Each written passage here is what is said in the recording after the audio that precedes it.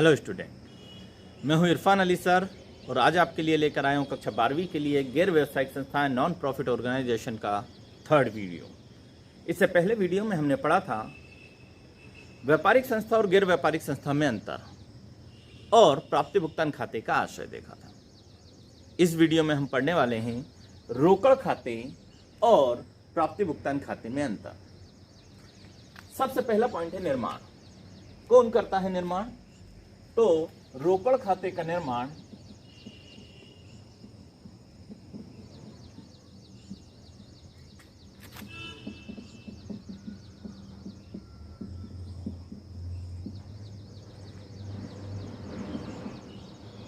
व्यापारिक और गैर व्यापारिक दोनों संस्थाएं करती हैं। प्राप्ति भुगतान खाते का निर्माण गैर व्यापारिक व पेशेवर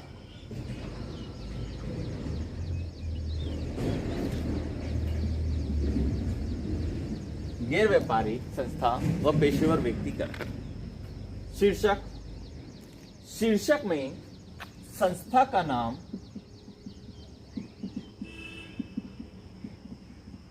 व तारीख नहीं लिखी होती।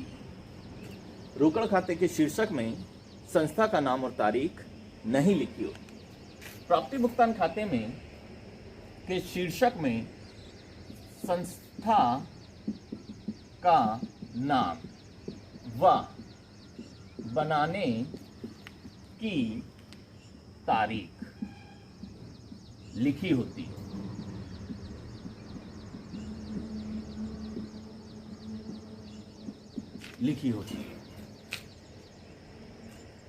अगला पॉइंट है लेखा करना।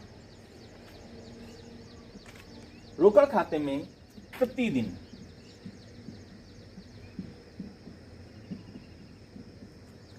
लेखा किया जाता है। प्राप्ति भुगतान खाते में वर्ष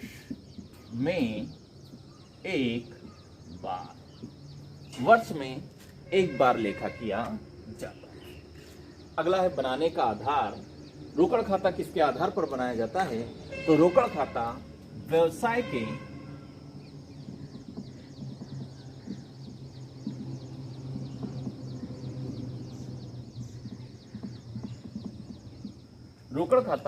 व्यवसाय के दैनिक व्यवहार या प्रतिदिन होने वाले व्यवहारों के आधार पर बनाया जाता है। प्राप्ति भुगतान खाता रोकड़ खाते के आधार पर बनाया जाता है।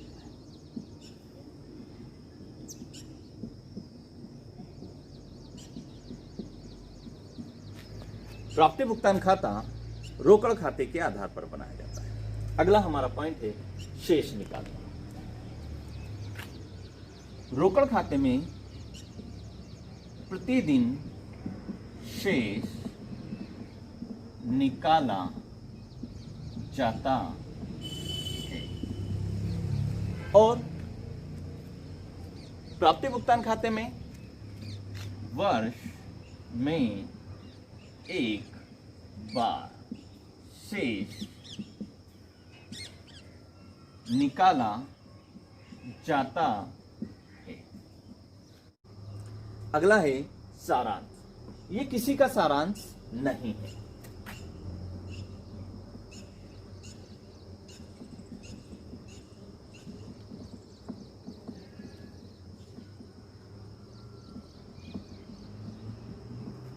ये किसी का सारांश नहीं है।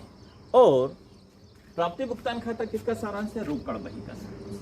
रोकड़ बही का सारांश, ये रोकड़ बही का सारांश। महत्व। रोकड़ खाता एक महत्वपूर्ण बही है।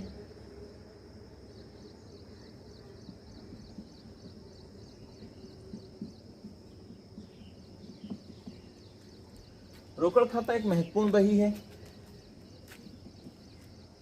और प्राप्ति भुगतान खाता एक स्मरण या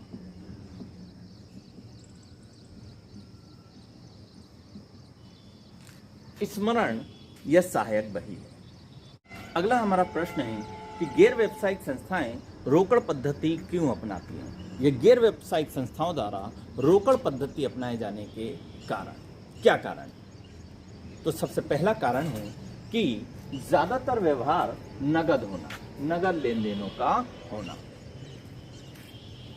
गैर व्यापारिक संस्थाओं में अधिकतर व्यवहार नगद ही होते हैं। चंदा मिलना होता है, नगद मिलेगा, दान प्राप्त होना होता है, नगद प्राप्त होगा। इसी प्रकार से जो व्यय करने होते हैं वो नगद ही करने होते हैं। कुछ थोड़े बहुत ट्रांजैक्शन जो होते हैं वो उधार होते हैं, जिसे स्मरण बही में लिख लिया जाता है।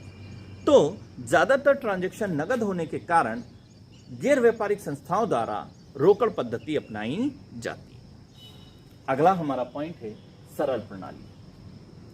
यह प्रणाली अपेक्षाकृत दूसरी प्रणालियों की तुलना में सरल है, क्योंकि इसमें सारी रोकड़ प्राप्तियों को डेबिट पक्ष में लिख लिया जाता है और सारे रोकड़ भुगतानों को क्रेडिट पक्ष में लिख लिया जाता है। एक साधारण योग्यता वाला व्यक्ति भी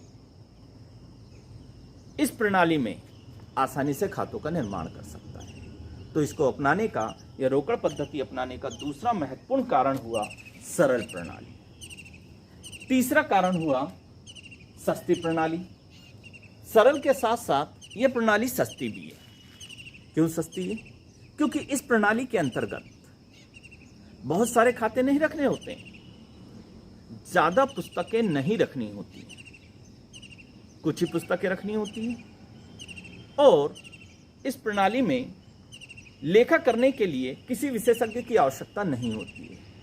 एक साधारण सा योग्यता वाला व्यक्ति भी इस प्रणाली को आसानी से सीख सकता है और इसके अनुसार खाते बना सकता है, जिससे उसे ज़्यादा पारितोषिक या पारिश्रमिक देने की ज़रूरत नहीं होती है, या वेतन या कमीशन, या उसे उसकी मजदूरी ज़्यादा देने की ज़रूरत नहीं होती है,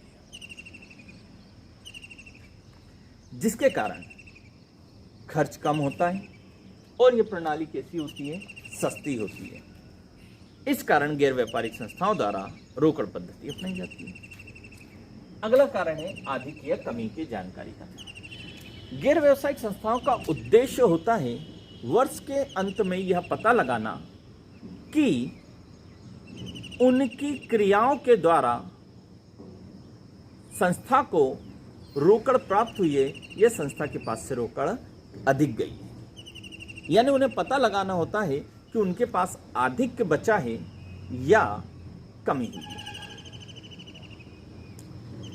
अतः इस उद्देश्य की पूर्ति आय व्यय खाता आसानी से कर देता है। इस कारण गैर व्यापारिक संस्थाओं द्वारा रोकड़ पद्धति अपनाई जाती है। तीसरा कारण है उद्देश्यपूर्ण होना। यह प्रणाली गैर व्यावसायिक संस्थाओं के उद्देश्यों की पूर्ति करती है। गैर व्यावसायिक संस्थाओं का उद्देश्य है अधिक और कमी की जानकारी करना और वर्ष के अंत में यह पता लगाना कि संस्था के पास संपत्ति और दायित्व कितने हैं।